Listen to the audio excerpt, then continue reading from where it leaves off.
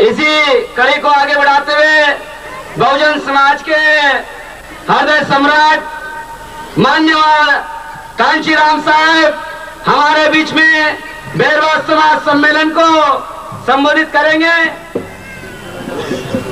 मान्यवर कांशीराम साहब। बहुजन समाज पार्टी जिंदाबाद जिंदाबाद। बहुजन समाज पार्टी जिंदाबाद जिंदाबाद। कांशीराम ने कमाई इस प्रोग्राम में इकट्ठे हुए मेरे सारे साथियों, इस मौके पर जब देश भर में इस देश का शूद्र और अति शूद्र समाज अपने आप को संगठित करके इस देश में जो अटल बिहारी की, बीजेपी की, आरएसएस की जो सरकार है, जिस सरकार ने इस देश के संविधान को बदलने के लिए जो कमेटी बनाई है, उस कमेटी का और उस संविधान समीक्षा का विरोध करने के लिए आप लोग यहाँ इकट्ठे हुए हैं। साथियों, इस संविधान के बारे में बहुजन समाज को जानकार बनाना ये हमारे लिए अत्यंत जरूरी है। बहुजन समाज के साथ अनजाने में, अज्ञानता के कारण बहुत लंबे अरसे तक धोखा हुआ है। उसी अज्ञानता के कारण इस मौके पर धोखा नहीं होना चाहिए। इसलिए बहुजन समाज को, देश के बहुत बड़े समाज को, 100 में से 85 समाज को, 100 करोड़ की आबादी में से, आज देश की 100 करोड़ आबादी में से 85 करोड़ वाले समाज को देश के कोने कोने में जागरूक करना ये बहुत जरूरी है। अनजाने में इस समाज के साथ, इस देश के मूल निवासी के साथ बहुत लंबे समय के लिए बहुत बड़ा धोखा हुआ है। इस किस्म का धोखा आगे नहीं होना चाहिए। इसलिए इस समाज को जागरूक करने का काम देश के कोने कोने में बहुजन समाज की हर जाति को, बहुजन समाज के हर अंग को, बहुजन समाज के देश के कोने कोने में फैले हुए हर व्यक्ति तक ये जानकारी पहुंचाना बड़ा जरूरी है। कौन सी जानकारी? कि इस देश का संविधान जो 26 जनवरी 1950 को लागू हुआ, इस देश का संविधान जो 26 जनवरी 1950 को लागू हुआ, वो कोई यकायक नहीं बना है, या वो 2-3 साल की जो उसके जो असेंबली थी, जो संविधान बनाने वाली असेंबली थी, कॉन्स्टिट्यूएंट असेंबली थी, वो कॉन्स्टिट्यूएंट असेंबली ने 2-3 साल के समय में यकायक वो संविधान नहीं बनाया है। इस संविधान के पीछे शूद्र और अति शूद्र समाज का बहुत लंबा, लगभग 200 साल लंबा संघर्ष है।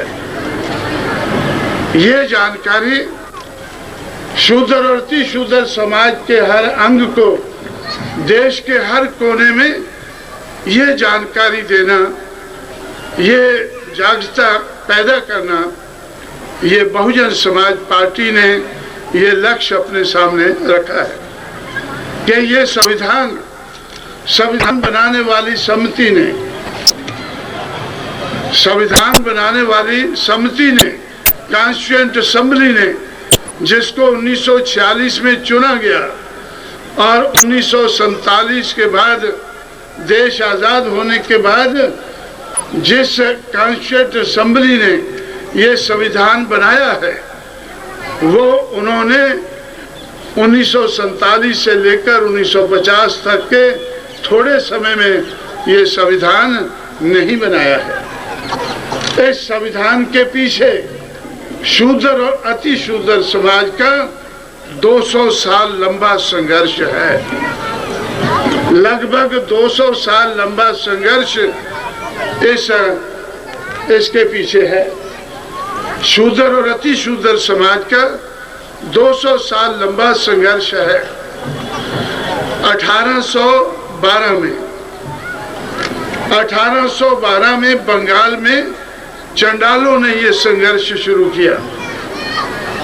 जिन चंडालों ने 1946 में डॉक्टर अम्बेडकर को चुनकर, जो आपके महू में, इंदौर में पैदा हुए, महाराष्ट्र में कार्य क्षेत्र बनाया, देश भर में घूमते रहे, लेकिन 1946 में उस समिति में चुनकर आने के लिए बाबा साहब अम्बेडकर को चंडालों के पास जाना पड़ा।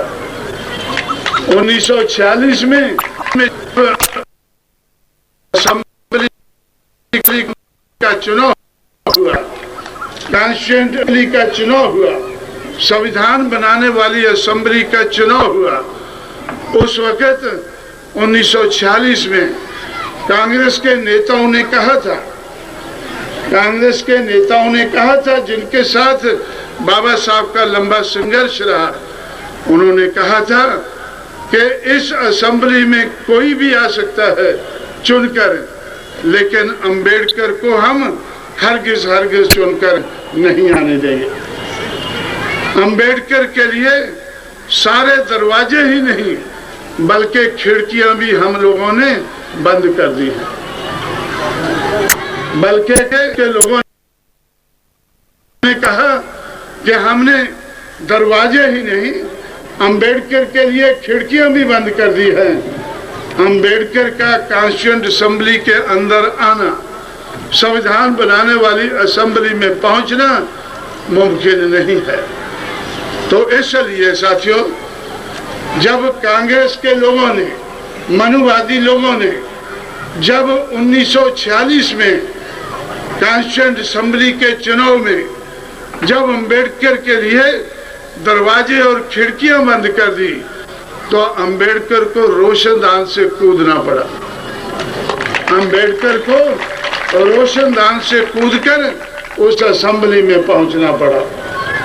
और वो रोशनदान था जयसुर और खुलना में, जहां से चंडालों ने उनके लिए मौका दिया। जयसुर और खुलना, फरीदपुर और बड़ी साहब, ये दो कॉन्स्टिट्यूएंसियां बंगाल में थी जहां चंडालों की आबादी 52% थी, जहां चंडाल लोग 52% की संख्या में रहते थे, जहां चंडालों का वोट 100 में से 52 था, 52% वोट था। वहां से डॉक्टर अम्बेडकर को चुनकर असेंबली में पहुंचना पड़ा, संविधान बनाने वाली असेंबली में उनको पहुंचना पड़ा।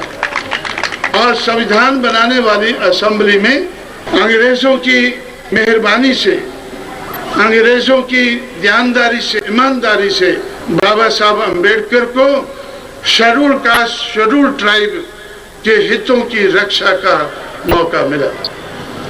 ऐसा तय किया गया, अंग्रेजों ने तय किया कि अगर आप लोगों को आजादी चाहिए तो डॉक्टर अम्बेडकर, जो लंबे अरसे से शेड्यूल कास्ट, शेड्यूल ट्राइब की लड़ते आए हैं, उसके लिए संविधान लिखने का मौका, शेड्यूल कास्ट, शेड्यूल ट्राइब के हितों की रक्षा का मौका, ये संविधान बनाने वाली असेंबली को डॉक्टर अम्बेडकर को देना चाहिए। इसलिए साथियों, बाबा साहब अम्बेडकर ने इस देश का संविधान। बाबा साहब अम्बेडकर संविधान बनाने वाली असेंबली में पहुंचे और उनको शेड्यूल कास्ट शेड्यूल ट्राइब के हितों की रक्षा करने का मौका मिला। इसलिए साथियों, ये शेड्यूल कास्ट शेड्यूल ट्राइब के हितों की रक्षा का मामला ये कोई नया मामला नहीं था, 1946 का मामला नहीं था। शेड्यूल कास्ट शेड्यूल ट्राइब 1935 के संविधान में उनका नाम 2 शेड्यूल बने।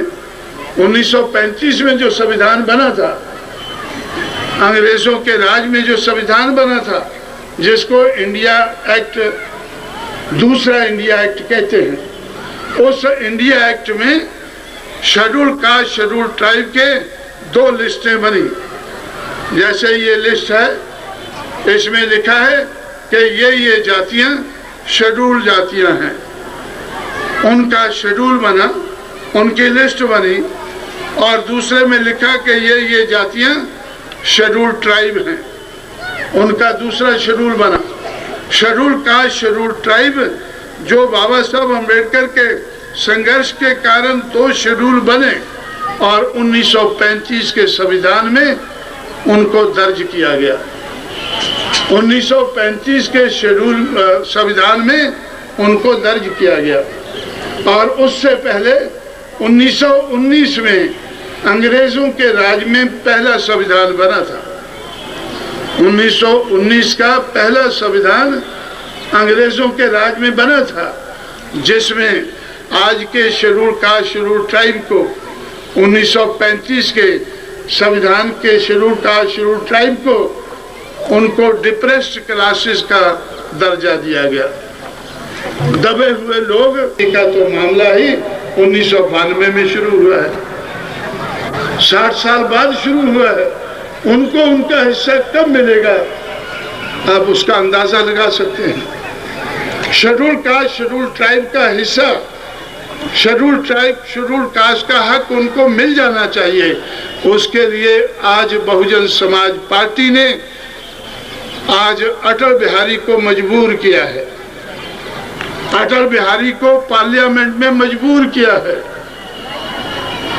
और आप लोगों ने सुना होगा, पढ़ा होगा कि 4-5 दिन पहले एक बिल ब्राह्मणों की बारात के साथ साथ चलता है। इसकी ये मजाल, एक शूद्र की ये मजाल कि ये ब्राह्मणों की बारात में ये ब्राह्मणों के साथ साथ चल रहा है, तो धक्के देकर उसको निकाला। वो एक नदी है उधर पूना में, मूला मुठा, उस नदी के किनारे जाकर रोने लगा कि मेरे साथ ऐसा धोखा क्यों हुआ है। वो नदी के किनारे रोने लगा तो उस वक्त माहर लोग, चमार लोग, मांग लोग, ये 3 किस्म की जातियों के लोग जिनको अछूत माना जाता था, जिनमें अम्बेडकर पैदा हुए, वो माहर लोग अपने मुंह में मटका लगा रहे थे और पीछे लंबी पूंछ लगा रहे थे। और क्योंकि उनको बाजार जाना था, वो श्रृंगार कर रहे थे कि बाजार जाना जिस तरह आप लोग अभी श्रृंगार करते हैं, उस वक्त अछूत लोग श्रृंगार करते थे, मुंह में मटका और पीछे पूंछ। किस लिए कि अगर थूकना हो तो मटके में थूको और बाहर आकर नदी के किनारे फेंक दो, किसी ब्राह्मण के पैर ना लग जाए उस पर। और पीछे पूंछ इतनी लंबी हो कि उसके कदम साथ साथ मिटते जाएं। ऐसा श्रृंगार अछूत लोग कर रहे थे। तो फुले ने आकर देखा और वो लोग फुले को देखकर हंसने लग गए। वो लोग हंसने लगे कि फुले तू क्यों रो रहा है। तो तैयार करके इनके माध्यम शेठ जी भट्ट जी का मुकाबला करूंगा, ब्राह्मण क्षत्रिय वैश्य का मुकाबला करूंगा, उसके लिए मैं इनको तैयार करूंगा। उनकी समझ में आया कि मुझे दुख क्यों है, मुझे धक्के देकर शादी के बारात में से बाहर निकाला गया है, मुझे दुख उसके लिए है। लेकिन इन लोगों को जिनको नदी के किनारे ऐसी हालत में रहना पड़ रहा है, इनको कोई दुख नहीं है। क्या कारण है? क्योंकि मुझे ज्ञान है कि मैं इंसान हूँ, मैं माली समाज में पैदा हूँ, अछूत नहीं हूँ, मुझे छुआ जा सकता है, इसलिए मैं माली समाज में पैदा हुआ हूँ, शूद्र समाज में पैदा हुआ हूँ, मेरा पढ़ना लिखना मेरे लिए मना था। फुले को एहसास हुआ, लेकिन इन लोगों को, अछूत लोगों को एहसास नहीं है कि इनके साथ कितना धोखा हो रहा है। मैं इनको एहसास कराऊंगा। जब इनको एहसास हो जाएगा, इनमें चाहत पैदा हो जाएगी कि हमें भी इंसान की तरह जिंदा रहना है। जब शूद्र अति शूद्र को एहसास पैदा हो जाएगा कि हम भी इंसान हैं, हमारे साथ जानवरों जैसा सलूक क्यों होता है, तो जब ये एहसास पैदा हो जाएगा तो ये उठकर खड़े होंगे, हम इंसान और इंसानियत को इस देश में बहाल करेंगे। इसलिए साथियों, छुआछूत के खिलाफ संघर्ष 1848 से महाराष्ट्र में शुरू हुआ। 1812 में बंगाल में चंडालों ने शुरू किया। देश के कोने कोने में संघर्ष हुआ और बैरवा लोगों ने भी, आपके जो महापुरुष हैं जिनका फोटो आपने लगाया है, तो बैरवा लोगों ने इनकी देखरेख में चंद साल पहले, मेरा ख्याल आप लोग ज्यादा जानते होंगे, लेकिन हो सकता है कि 100 साल पहले, 100 नहीं तो 60-70 साल पहले यहाँ भी उन्होंने जुल्म ज्यादती के खिलाफ संघर्ष किया होगा। तो इसलिए साथियों, ये हमारे सैकड़ों महापुरुषों ने और उनकी देखरेख में हजारों हमारे छोटे बड़े कार्यकर्ताओं ने संघर्ष किया, और उस संघर्ष के कारण 26 जनवरी 1950 को कानूनी तौर पर छुआछूत का अंत हुआ है। और पढ़ने लिखने का मौका शूद्र अति शूद्र को नहीं था।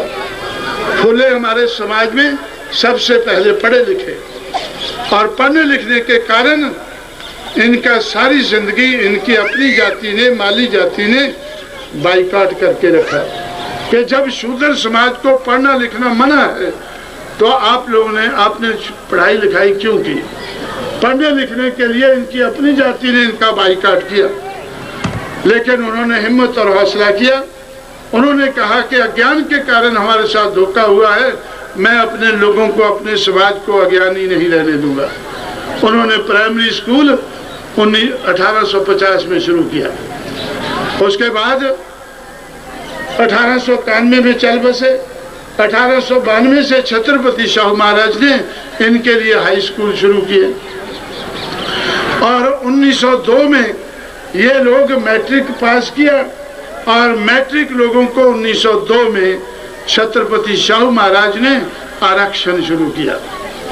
जिस आरक्षण की बात आज आप लोग कर रहे हैं, जिस आरक्षण के आधार पर आज शेड्यूल कास्ट, शेड्यूल ट्राइब के 26 लाख पढ़े लिखे कर्मचारी हैं, वो आरक्षण उन कर्मचारियों को भी ये जानने की जरूरत नहीं महसूस हुई कि ये आरक्षण कैसे शुरू हुआ, कब शुरू हुआ, किसने शुरू किया, किसने बात को आगे बढ़ाया। ये आज तक इस बात की जरूरत महसूस नहीं करते हैं।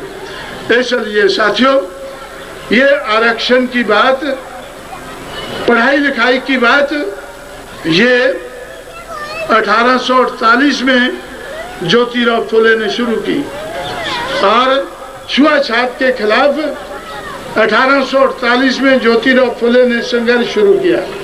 छत्रपति शाहू महाराज ने उसको आगे बढ़ाया। बाबा साहब अम्बेडकर को 1921 में उत्तरदायित्व दिया गया कि जो काम वेस्टर्न महाराष्ट्र में फुले शाहू ने किया है, ये देश भर में इसको फैलाना। कौन सा काम? छुआछूत का अंत करने का काम, और पढ़ाई लिखाई का काम, पढ़ाई लिखाई को बढ़ाने का काम, और आरक्षण के आधार पर इनको शासन और प्रशासन में भागीदारी देने का काम। ये काम डॉक्टर अंबेडकर पूरे देश में करेंगे। और 18 अगस्त 1932 को लंबे संघर्ष के बाद बाबा साहब अम्बेडकर ने ये काम करके दिखाया। बाबा साहब अम्बेडकर ने पढ़ने लिखने के लिए हमें सहूलतें लेके दी। जिन लोगों को पढ़ना लिखना मना था, जुर्म था, उनके लिए 18 अगस्त 1932 से सहूलतें मिलनी शुरू हो गई अंग्रेजों के राज में। और 18 अगस्त 1932 को उन लोगों को शासन और प्रशासन में भागीदारी मिलना तय हो गया आरक्षण के आधार पर। और उस आरक्षण के आधार पर 1948 में जब पहला ऊंचे अधिकारी बनने का जो इम्तिहान हुआ, उस इम्तिहान में केरला के एक पुलाया वो इंडियन फॉरेन सर्विस में चुनकर सेलेक्ट हुआ, चुनकर नहीं आया, सेलेक्ट हुआ। उस पलाया का नाम है KR नारायणन, जो आज हमारे देश का राष्ट्रपति है। वो उस आरक्षण के आधार पर 1848 में वो सेलेक्ट हुआ। केरला का पुलाया जाति, जैसे आपका बैरवा है, तो केरला का पुलाया 1848 में वो सेलेक्ट हुआ। और बंगाल का एक चंडाल जिसका नाम मौजमदार है, वो 1848 में बड़ा अधिकारी बना इंडियन फॉरेन सर्विस में। पंजाब के दो चमार एक IAS एक IPS बना, दो इंडियन फॉरेन सर्विस में, एक IAS में और एक IPS में। ये जो बड़े अधिकारी बनना शुरू हुए, ये 1948 से बनना शुरू हुए। उसके बाद आहिस्ता आहिस्ता इनका नंबर बढ़ता गया। और जो संविधान में लिखा था कि 22.5% इनको आरक्षण मिलना चाहिए, वो 1962 में वो मिलना शुरू हुआ। 1962 में पहला साल था जब इन लोगों का 22.5% quota schedule caste schedule tribe का पूरा हुआ। और उसके बाद ये आगे बढ़ते गए। और आज जब मैं आप लोगों के बीच में यहाँ बोल रहा हूँ, आज जब संविधान की समीक्षा हो रही है, आज जब संविधान की समीक्षा का विरोध हो रहा है, तो आज ब्राह्मण को फिक्र है कि ब्राह्मण से दूसरे नंबर पर ऊंचे दर्जे के अधिकारी शेड्यूल कास्ट के हैं, शेड्यूल ट्राइब के हैं। पहले कोई बनिया या ठाकुर या इस किस्म के जो अपने आप को ऊंची जाति के लोग मानते, वो नहीं है। आज ब्राह्मण और बाकी जो ऊंची जाति के कहने वाले लोग हैं, वो इनसे पीछे। इसलिए उनको फिक्र पड़ा है कि इस संविधान के कारण जो इन लोगों को शासन और शासन में भागीदारी मिली, और उस भागीदारी से हम पीछा नहीं छुड़ा पा रहे हैं। कांग्रेस पार्टी 10 साल के लिए राजनीति में आरक्षण मिला था। कांग्रेस पार्टी 10-10 साल बढ़ाती गई। क्यों बढ़ाती गई?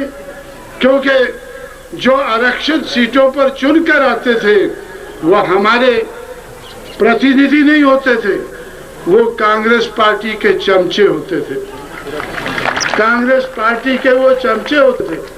तो इसलिए उनको लगा कि हम और हमारे चमचे मिलकर राज करेंगे। लेकिन बाद में बीजेपी आ गई। अब बीजेपी के चमचे ज्यादा हैं कांग्रेस के मुकाबले में। कांग्रेस के चमचे कम हैं, बीजेपी के ज्यादा हैं। आप लोगों ने भी इधर मध्य प्रदेश में देखा होगा, जितनी रिजर्व सीटें हैं शेड्यूल कास्ट की, उनमें ज्यादा चुनकर बीजेपी के आए हैं, कांग्रेस के कम हो गए। तो इसलिए आज कांग्रेस भी दुखी है। लेकिन कांग्रेस ने 10-10 साल बढ़ाना शुरू किया और बीजेपी विरोध करती थी। अब बीजेपी सरकार में आ गई है।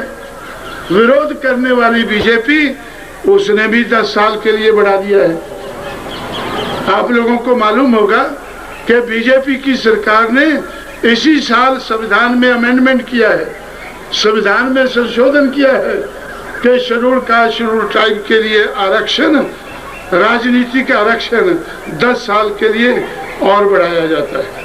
कौन बढ़ा रहा है? पहले कांग्रेस बढ़ा रही थी, अब बीजेपी बढ़ा रही है। पहले कांग्रेस बढ़ा रही थी, अब बीजेपी बढ़ा रही है। ये क्यों बढ़ा रही है? क्योंकि ये और इनके चमचे मिलकर राजपाट चला रहे हैं। इनको लगता है कि इनके सही नुमाइंदे चुनकर नहीं आने चाहिए और सही नुमाइंदे चुनकर नहीं आएंगे। क्यों नहीं आएंगे? कि बाबा साहब अम्बेडकर को मजबूर होकर जो अधिकार इंग्लैंड से लेकर आए थे वो पूना में, इंडिया में आकर गंवाने पड़े।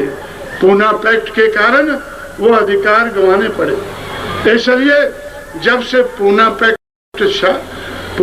अम्बेडकर को करना पड़ा तो तब से चमचों का युग शुरू हो गया है। तब से चमचों का युग शुरू हो गया है। इसलिए जो भी आज इस देश में आप लोग देखते होंगे, मैंने पढ़ लिख लिया है, इसलिए मुझे ये लोग मेरे अपनी समाज बिगड़ी है, जिसको हम कहते हैं ये बात सुधरी है, जिसको हम कहते हैं कि ये बात सुधरी है, उसको मनुवादी लोग कहते हैं कि संविधान के कारण ये बात बिगड़ी है। लेकिन ये अपने आप को जोड़ने लोगों और जोड़कर 100 में से 85 होते हैं, कोशिश करते हैं। अगर 100 में से 35 हो गए, जिस दिन 100 में से ये लोग जुड़कर 35 हो गए, उस दिन इनका राजपाट होगा। कांग्रेस पार्टी ने झूठे रहते वोट लेकर राज किया है, जनता दल ने 33% वोट लेकर राज किया है। अगर ये लोग 32, 33, 34 को क्रॉस कर गए, 35 हो गए, उसी दिन उनका राजपाट हो जाएगा। 100 में से 85 तो हैं, 85 को ये संगठित कर रहे हैं, लेकिन जिस दिन ये 32, 33, 34 हो गए, उस दिन हुकूमत इन लोगों की हो जाएगी और मनुवादियों को इनको दबाने का मौका, इनको पछाड़ने का मौका, इनका ऊपर अन्याय अत्याचार करने का मौका, हुकूमत करने का मौका चला जाएगा। इसलिए साथियों, ये संविधान की समीक्षा करना चाहते हैं और हम लोग इस समीक्षा का विरोध करना यह हमारी जरूरत है। इनकी जरूरत है संविधान को बदलना, हमारी जरूरत है इस संविधान को टिकाए रखना। इसलिए साथियों, हमारी जरूरत को पूरा करने मेरा बाइकाट कर रहे हैं। कोने में जाति के आधार पर तोड़े हुए लोगों को, जिनको 6000 जातियां बनाकर तोड़ा है, उनको जोड़कर उनमें आपस में भाईचारा पैदा करके अल्पजन से बहुजन समाज बनाने का काम और जाति के आधार पर इनको जोड़ने का काम और इनको जागरूक करने का काम और जागरूक करके समाज की समस्या को रोकने का काम हम देश भर में इसी साल 6 दिसंबर तक किस्म किस्म का संघर्ष करके हम समाज को जागरूक करके ये काम, ये जिम्मेवारी, ये जरूरत हम अपनी पूरा करेंगे। इस जिम्मेवारी को, इस जरूरत को पूरा करने के लिए आज आप लोगों ने बैरवा समाज के लोगों को जागृत कराने के लिए, मेरी बात सुनने के लिए, समझाने के लिए आज आप लोगों ने इधर इकट्ठे किया है।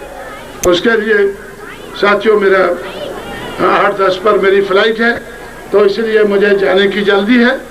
मैं अभी और आपका ज़्यादा समय न लेकर मैंने आपके सामने जो बातें रखी हैं वो थोड़े समय में, इससे ज़्यादा नहीं रखी जा सकती थी और आने वाले समय में हमारे साथी और किस्म किस्म के ढंग अपनाकर आप लोगों को जागरूक करने का काम और आपके माध्यम से आपके समाज के जन जन को जागरूक करने का काम हम जारी रखेंगे और समाज को जागरूक करके हम समाज के साथ जो आज तक ब्राह्मणवाद ने, मनुवाद ने धोखा किया है, ऐसा धोखा आने वाले समय में समाज के साथ नहीं होने देंगे। इस किस्म की कोशिश में आप लोग आगे बढ़े हैं, आप लोग और आगे बढ़ते रहें, इस कोशिश को जारी रखें और इस कोशिश की सराहना करते हुए, आप लोगों के इस अच्छे कार्य की सराहना करते हुए और आप लोगों ने ये काम आगे भी जारी रखना है, ऐसी सलाह देते हुए मैं आप लोगों से विदा लेता हूँ। जय भीम, जय भारत।